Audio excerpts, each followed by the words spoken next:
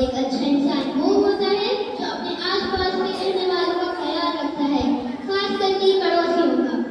نبی کریم حضرت محمد صلی اللہ علیہ وسلم نے فرمایا، اپنے پڑوسی کے ساتھ اچھا سلوک کرو، تمہیں ایمان کا رتبہ حاصل ہو جائے گا۔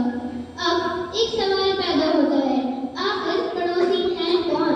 ان کے ساتھ کوآپریشن کا تعلق بنانا کیوں ضروری ہے؟ اگر گھر میں کوئی پرابلم آ جائے، جیسے بیماری، آگ، ایکسیڈنٹ یا پھر کوئی ایمرجنسی، تو سب سے پہلے کون آتا ہے؟ اکثر پڑوسی ہی پہنچ جاتے ہیں۔ اس لیے ان کے ساتھ ہمارا تعلق زندگی میں بنانا بہت آسان ہو جاتا ہے۔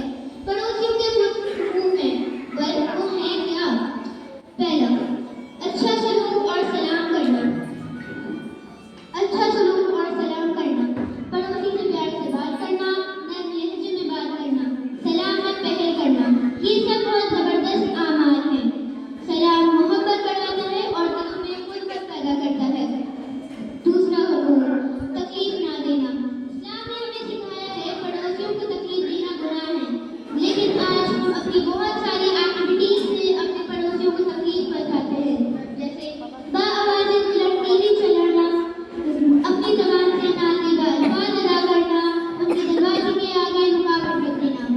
ایک اچھا اور سچا مسلم اپنے پڑوسی کو ذرا برابر کی تکلیف نہیں دیتا۔